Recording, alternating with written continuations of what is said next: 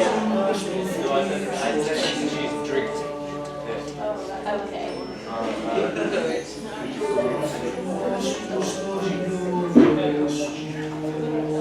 What's the third one? Yeah, I think that's the idea. Yeah.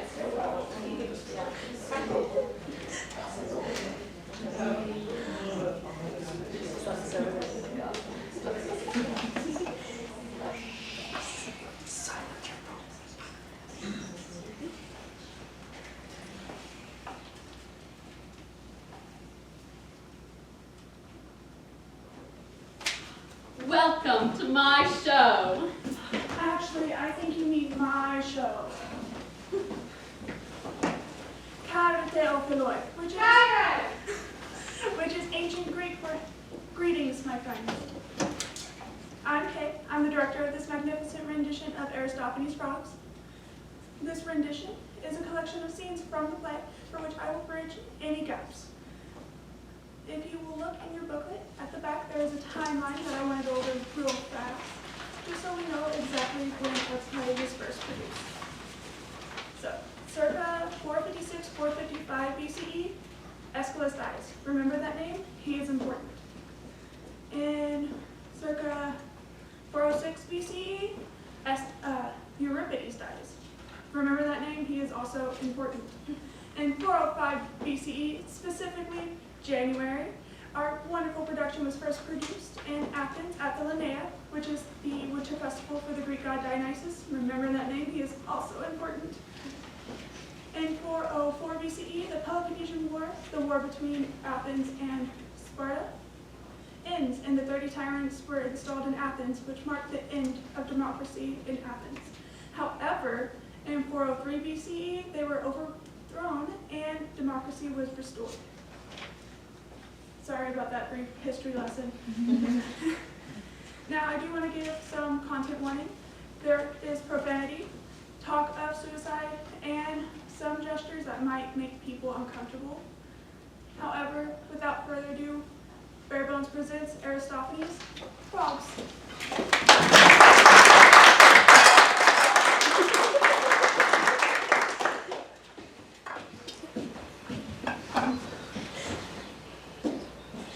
Should I tell them one of the old ones, boss? They always get a laugh out of the audience. For Zeus' sake, say whatever you want, except anything about oppression. Keep away from that subject. It really makes me quite anxious. So nothing too culture thing. Oh, anything else. Except chafing. No chafing, please. Okay, but can I tell them that really funny one? Of course. Don't you dare say, What? let me drop my load and relieve myself. Okay, but I can say I'm under such stress that if I don't get relief soon, there's going to be an eruption. Ugh, no! Oh, too late. I'm gonna heave. Every time I am in the theater and I hear one of those contrived jokes, I leave feeling as though I've lost an entire year off my life. Why do I have to carry every single prop and not get a single laugh? Phrenicos, Amipsius, and Lycus would have let me. This is hubris, insolence, that I, Dionysus, son of wine cup, must walk so that he can ride and not suffer any burden. So I'm carrying nothing, am I? How can you be carrying anything? Because You're riding. Because it is heavy. But isn't the weight you're carrying being carried by the donkey? No, because I am carrying all the weight. But how can you be carrying any weight when you are being carried by the donkey? I don't know, but my shoulder is being crushed by something. Well, if the donkey is not helping you carry any weight, then why don't you carry the donkey? Oh. I should have fought in that sea battle. Then you'd be talking a different tune. Oh, stop making trouble and get down. The first stop on our journey.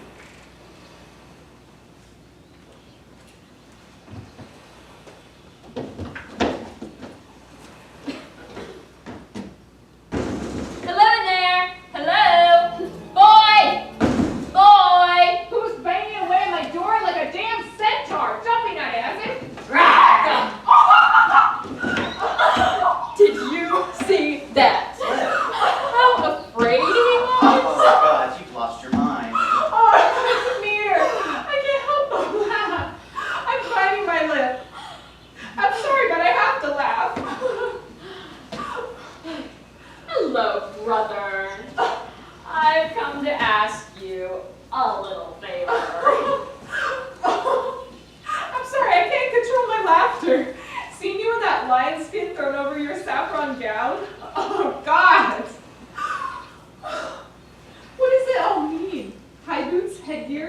Club? Where on earth have you been? I was aboard the Cleistines. You were at the Sea Battle? Yes, aye. And we sunk at least 12 or 13 enemy ships. You did? Why, yes, by Apollo. And then you woke up?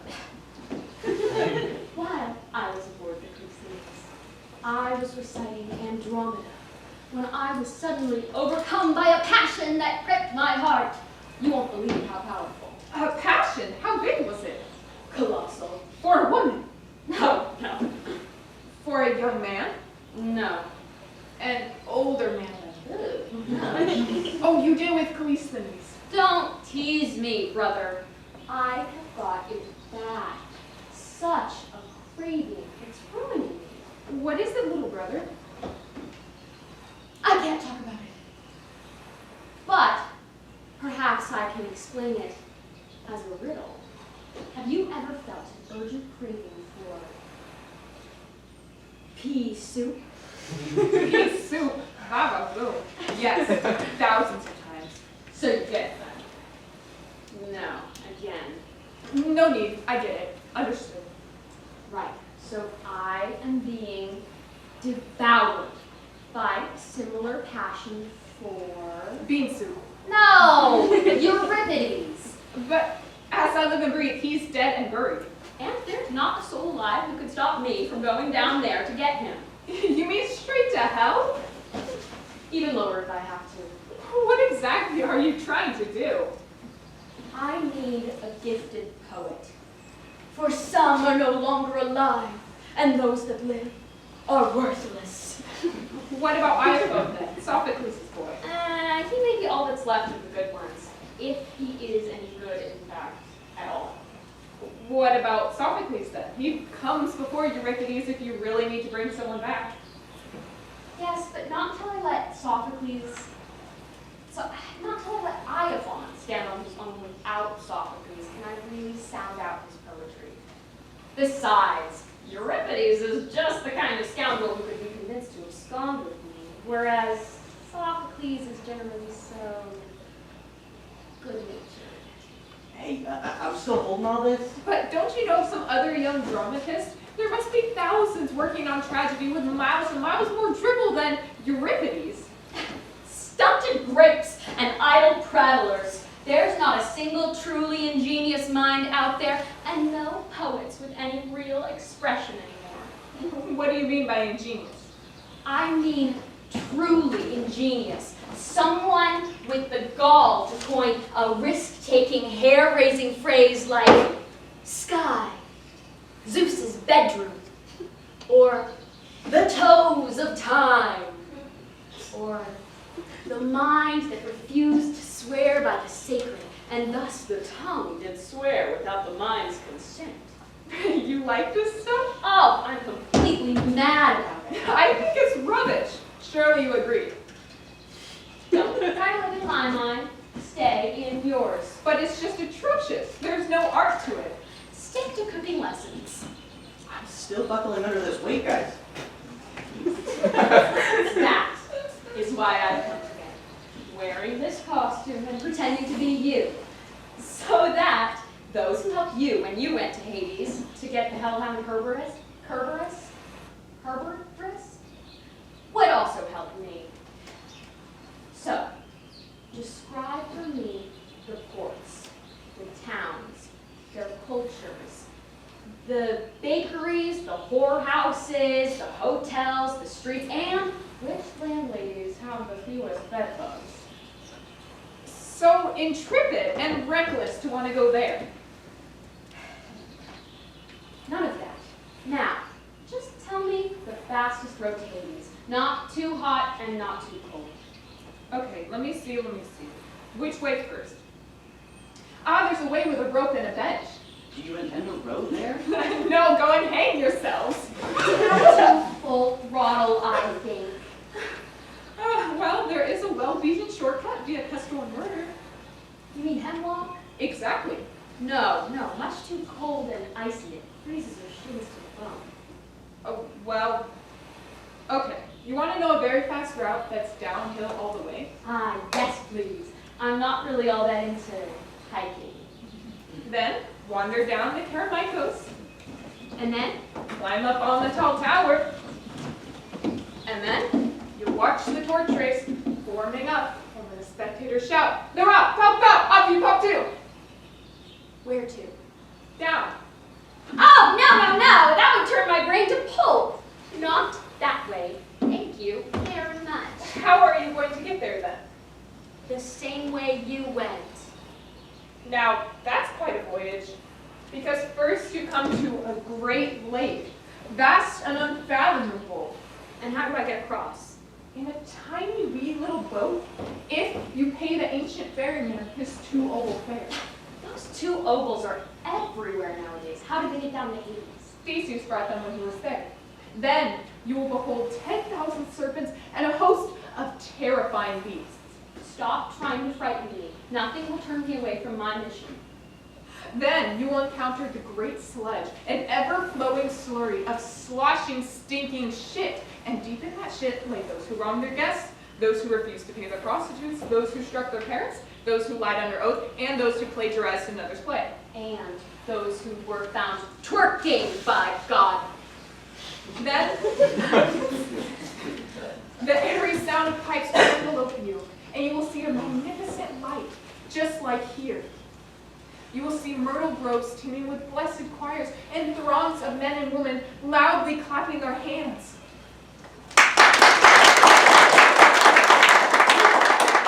Members of the cult. Oh, great. I guess I'm just a donkey waiting outside while you guys get to enjoy the mysteries. They will reveal all you need to know as they are providing the road that leads to the gates of Hades' palace. Goodbye then, my brother. Godspeed. Oh, goodbye and thank you. Oh, be well. Now you pick up that bundle again. Before I even put it down? Yes, and be quick about it. Wait. Look, those pallbearers, maybe they can help us. And if I don't find any takers? Well, then I guess I'll carry it, won't I? Hello there, dead person. Yes, you. Would you mind carrying these little things down to Hades with you? How many things? Just this. I'll do it for 2 drachmas. 2 drachmas? That is far too much. Come on. Oh, well, how about 9 ovals? 9 ovals? I'd rather be alive again. The inflexibility of this unfeeling stiff. Drop dead!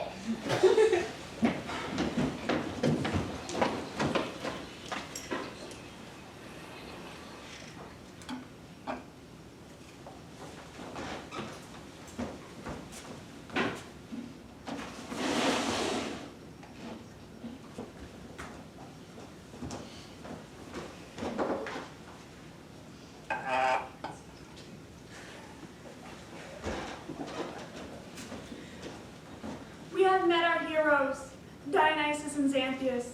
They follow Heracles' advice and soon come to a vast lake. An ancient being by the name of Charon approaches, but Xanthias can't get on the boat. Ribbit. I think I hear something. I wonder what we will see next. Ribbit.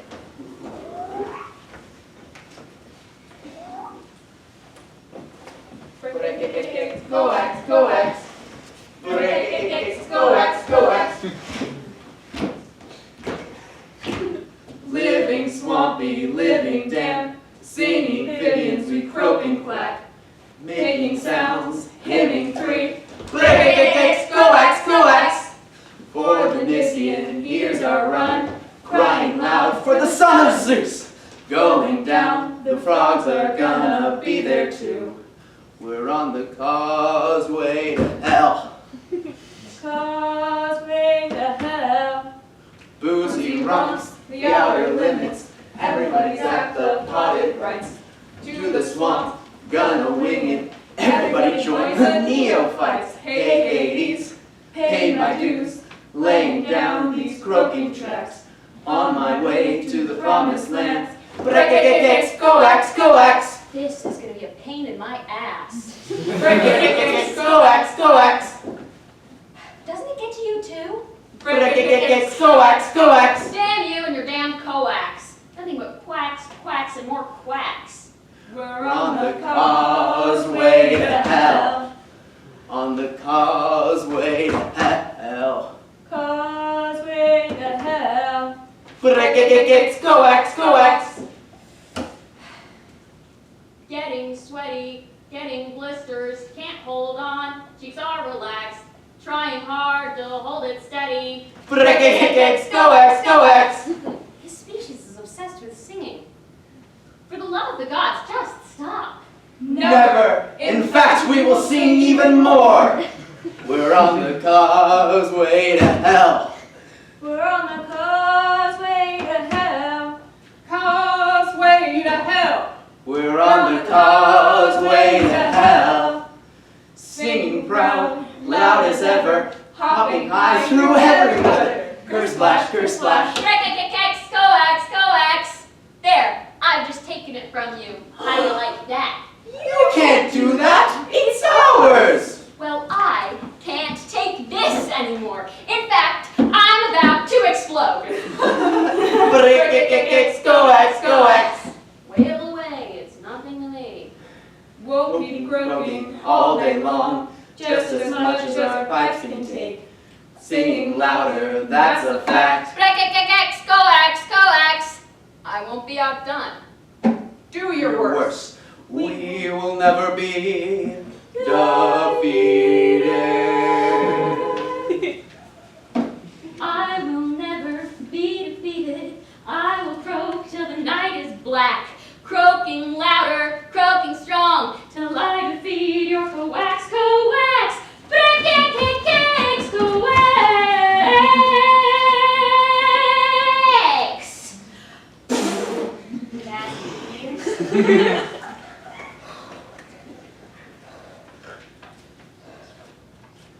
You still shipshape? I knew I could do it and defeat those damn coax.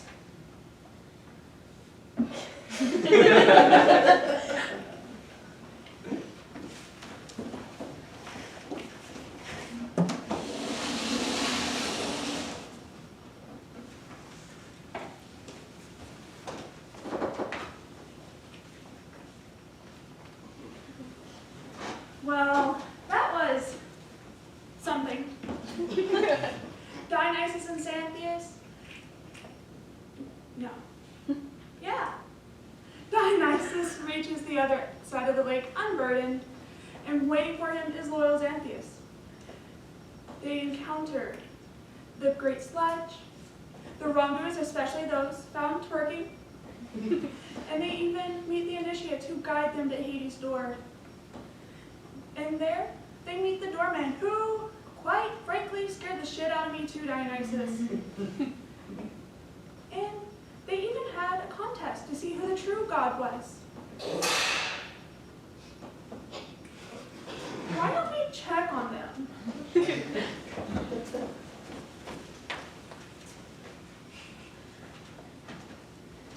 Zeus save me. He's a real gent, your master. Oh, he's a gentleman, all right. All he knows how to do is fornicate and drink wine. How the hell did you get away with pretending to be his master? Must not know how to beat his servants, right? I'd like to see him try. That's just the type of servant shit I like to do. To your master Hades? Oh, please do reveal everything. Oh, I will, because it is just complete bliss when I swear at him in secret. Do you ever run out into the field and mutter under your breath after your master gives you a beating? Oh, I love that! How about interfering? Gods, there's nothing like it. Hold on. Zeus, when he's not at home, how about listening in to the gossip from the god? All the time. Do you tell everybody else what you just heard? I get so excited, I almost shit myself. Phoebus Apollo, place your hand right here. I love you. Please, kissy kissy. Oh, my brother, reprobate. You do. Zeus. You do, Malaka. Zeus, what's all that yelling? Oh, it's Aeschylus and Euripides. Huh? We have this custom in the land of the dead that in the major arts, the finest in each art is awarded a seat next to Hades and free meals in the hall. So, of course, when someone of greater artistry comes along, they must relinquish the chair. Okay, so who has it now? Well, Aeschylus held the chair in tragedy as the greatest in the art. But when Euripides came down, he put on a show for all the pickpockets, parasites, clothes thieves, home invaders, the bulk of people in Hades, really. They were driven to distraction by his twisted arguments and declared him the finest artist. Uplifted by this, he made a play for the chair claimed by Aeschylus. Euripides must have been severely beaten. Gods no! The people called for a public trial to decide who was the finest artist. Pandemonium! Totally over the top. So does Aeschylus have no one on his side? Good men are few and far between. It's the same down here in Hades. Is Hades planning to do anything? Yes, he's going to hold a contest as soon as possible to trial their artistry. Okay, but why didn't Sophocles make a claim for the chair? Sophocles? Gods, no. When he got down here, he kissed Aeschylus, shook his hand, and immediately conceded the chair to him. His son Clytomedes says he plans to sit on the sidelines. If Aeschylus wins, he keeps the chair. If he loses, then for the sake of the art, he'll fight to the finish against Euripides. So this is really happening. Oh yeah, and soon. There's a bit of an uproar because the art of the Muses is going to be tested on a set of scales. They're gonna weigh tragedy like a pound of lamb at the butcher's? Oh yeah, they're bringing in parsing yardsticks, folding benchmarks. I bet they're shitting bricks. And set squares and compasses because Euripides wants the trials tested by a touchstone. How is Aeschylus holding up? Like a great bull eyeing his quarry. Who's the judge? Well, that's a bit of the problem. It's not that we're short on clever men, but Aeschylus does not get along with the Athenians. It's probably because he thinks they're a bunch of lowlifes. And the others tend not to know what makes a good poet. So, Oh, don't say. guess what? They asked your master because he knows a thing or two about drama. I guess. But we better get going. A busy master means one thing for us: trouble.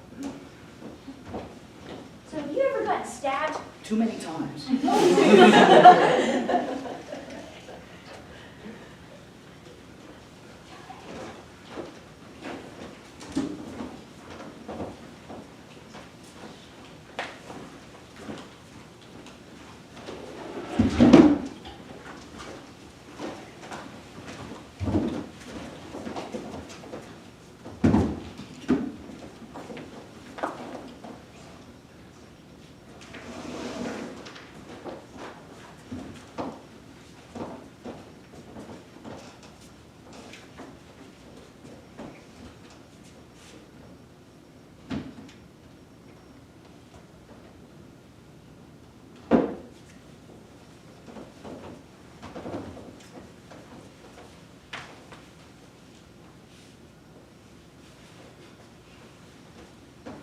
Hello, good friends. It is the time of our play where it gets a bit serious, as was alluded to by that conversation just now. We would like to invite you to open your mind and try to spot any similarities to your life. Anyway, I won't hold us up. I think I hear them coming anyway.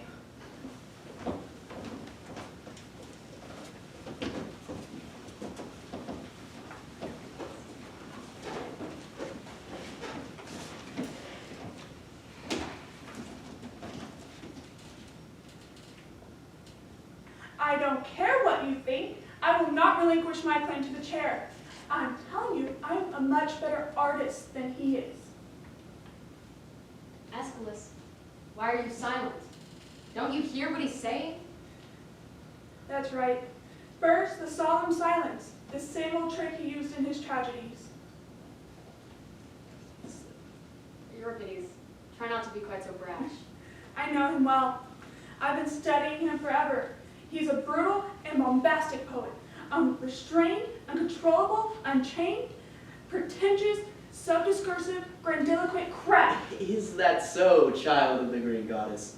You dare speak, you blabbermouth, you vagrant maker, you ragged tattered costumer. You'll be sorry you spoke. Aeschylus, just let it go. Don't be so hostile. You'll give yourself an ulcer. I will not.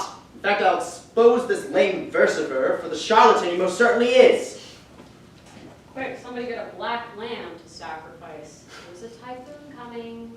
Damn creepy song plucker, bringing godly unions into the arts. Please restrain yourself, venerable Aeschylus. And Euripides, you'd better get out of the storm if you know what's good for you. Otherwise, one of his highbrow phrases might angrily crack your head open and your telephus could spill out.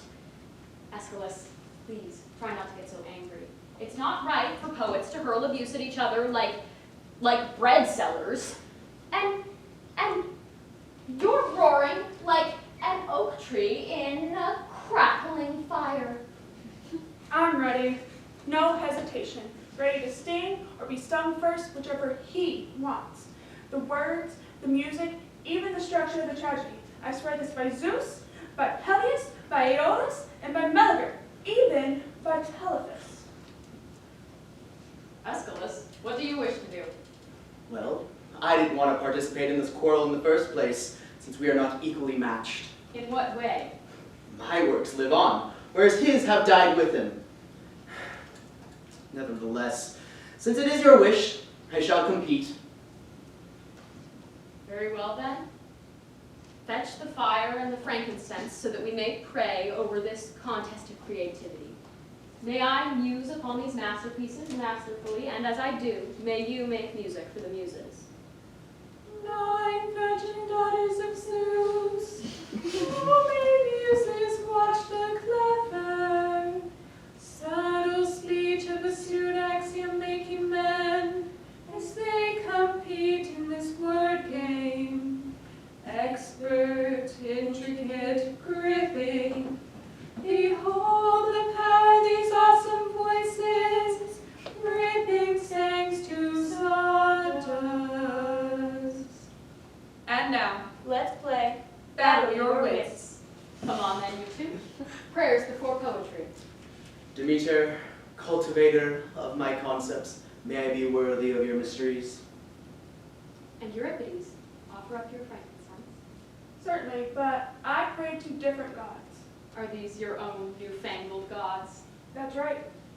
All right then, go ahead and pray to your private deities. Air, my nutrition, my tongue's fulcrum, the source of my wit, the aroma in my nostrils. May I justifiably repulse all sentences sent against me. All right then, get ready to play verbosity time. No vulgarities, similes, or repetitions allowed. Right from the top of my shows, nothing is thrown away. All my characters speak, whether women, masters, slaves, young women, old women. They certainly did, and that should have been the death of you. Not so, for I democratized the theater. I taught these people to speak up. I introduced refinement, proportion, and symmetrical phrasing. I taught these people to see, to think, to perceive, to twist and turn, to question and to examine everything. That's for sure. I also introduced domestic scenes that the people could relate to, and in this way could better understand my work. My art is not pretentious and flashy, and I never pulled the people away from their own common sense. Mine are the likes of gentle Cleitophon and elegant Theramedes. Theramedes, a true intellectual and a well-rounded gentleman. Anytime he manages to land himself in trouble and it gets a little too close for comfort, he always manages to land in the clear. Not a crooked Kean, but a cleaner Kean. In due consideration for my audience, I ushered in a more logical and introspective art form. Now they perceive everything and understand all far better than before, especially domestic matters. Now they ask, how are things going? Where is this and who has that? By the gods, you're right. Now every Athenian goes indoors and barks at his slaves, "Where is my pot? And who bit the head off this sardine? And who broke my antique bowl?" This entire entire thing is just so infuriating. It makes my stomach turn that I must debate this persona here. But nor may I let him say I fell to his attack. Then I will ask him this simple question. Why should people admire the poets? For their talent and their counsel, as we poets improve the lives of the people and the places where they live. Then, if the poets did not do this, but instead directed good and decent people to depravity, would you not say they should suffer a punishment? Death. No need to ask. Well, look at the people he inherited from me. They were decent, they stood tall, and they shouldered their responsibilities to the state. They're not the layabout scroungers and good-for-nothings we have now, but people who breathed spears, javelins, helmets, armor, and had spirits 7 ox-hides thick! Well, this is bad. You'll crush it with all that helmet making. And what did you do to make the people so decent? Speak, Aeschylus. Don't be such a high and mighty hardhead. I made a drama bursting with Ares. Which one? 7 against Thebes. Anyone who saw it was filled with a passion for battle. But that wasn't good. You made the Athenians look fearless in combat. You should have been thrashed for that. And you should have trained harder, but you just couldn't be bothered. This is what dramatists should work on. Since time immemorial, the poets have been indispensable. Orpheus, for example, he taught us the sacrificial rites and not to commit murder. Hesiod told us how to farm, to work the plow, reap the harvest. And what of the immortal Homer?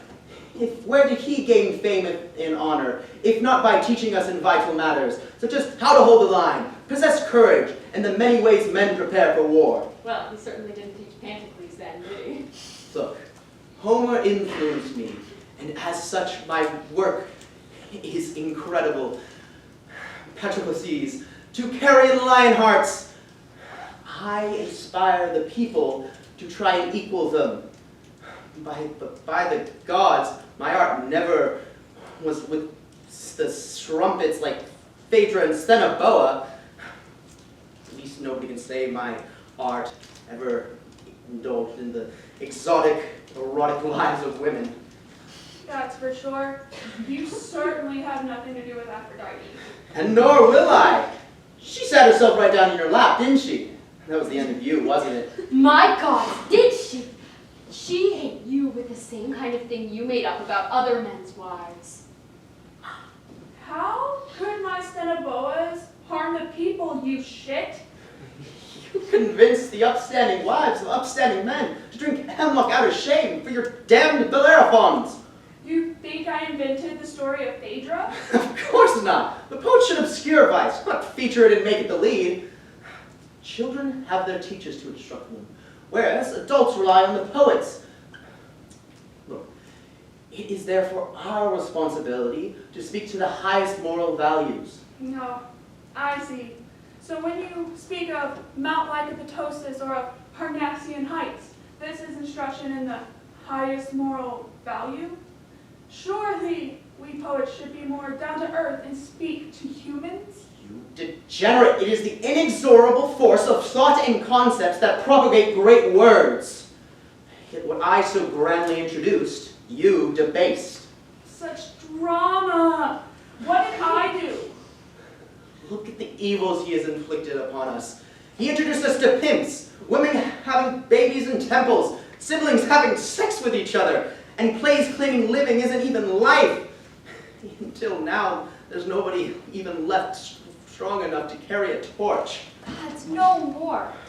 I was so cried out with laughter at the Pananthea when I saw that pale, listless runner, pale, fat, doubled over, just doing terribly, when suddenly he bolts and runs for his life. It's the final smackdown. The final smackdown. They are truly amazing songs, as I will show you. For it is possible to break them down into one tiny thing. Oh, I better get some pebbles to keep score. Come, muse of Euripides, let us sing the songs he made for you.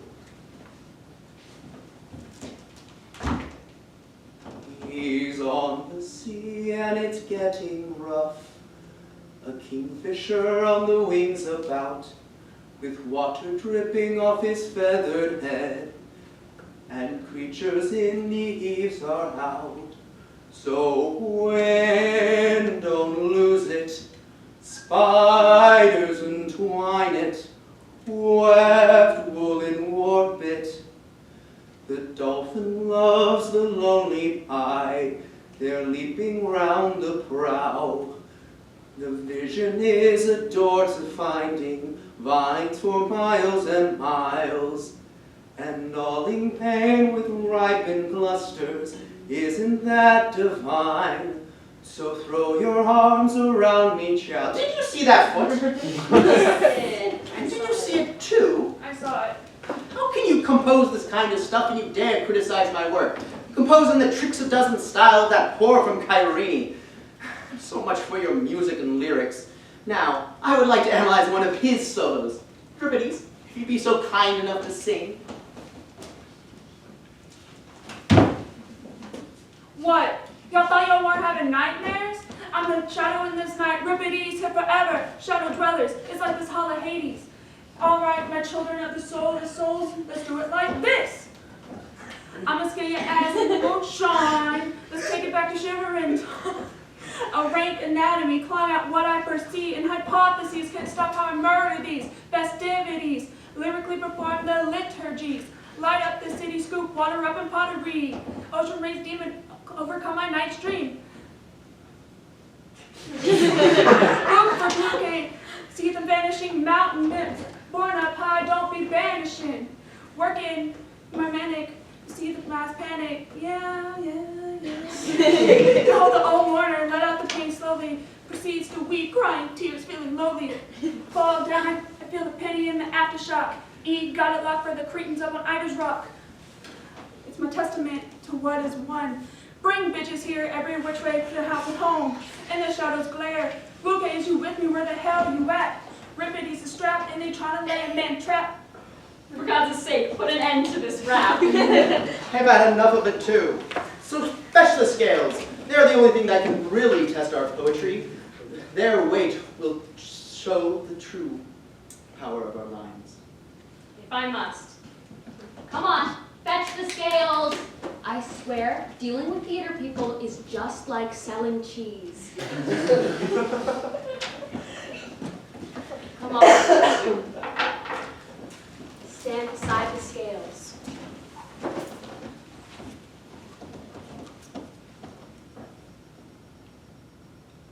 We're here. Well then, you're ready to be weighed. Recite your lines, hold the scale, and don't you stop until you hear me say, cuckoo. Ready. Recite your lines. I wish the Argo had never winged its way. River Sperchios, to where grazing cattle roam the land. Lay your lines on the scale. It's Aeschylus. How is that possible? Aeschylus wetted his line by putting in a river, like the wool merchant dampening his yarn for weight. But you put in a winged word, a very light touch. Then let me match it in with another line. All right then. Lay your lines on the scale. Persuasion wants no other sacrifice than speech. The only god that wants no offerings is death. Lay your lines on the scale. They've tilted again. It's Aeschylus. Aeschylus put in death, the weightiest of all evils. But I put in persuasion, the finest of phrases. But persuasion is insubstantial and irrational. Then, but how is that possible? Help me, Hades. I love them both and I can't decide. I can't bear to fall out with either one of them. One I know is brilliant, and the other is so damn entertaining. then this will be a wasted journey. What happens if I do pick one?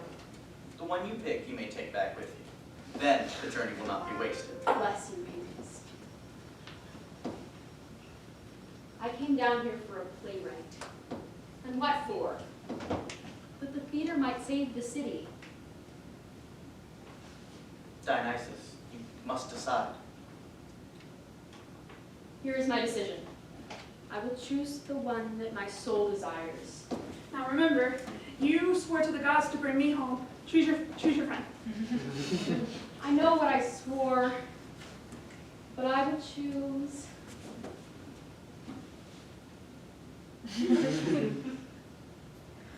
Aeschylus. What have you done, you atrocious fraud? Me? I chose Aeschylus to win, and why shouldn't I? How could you look me in the eyes after doing such a despicable thing? It's not so despicable if the audience doesn't think so. Have you no pity? Am I to be forgotten now that I'm dead? Who knows if to be alive is not to be dead? To sleep, to breakfast, to lie on soft sheepskins. Enter now, Dionysus. What for? Breakfast, before you both sail away. That sounds good. By the gods, I've no objection to that.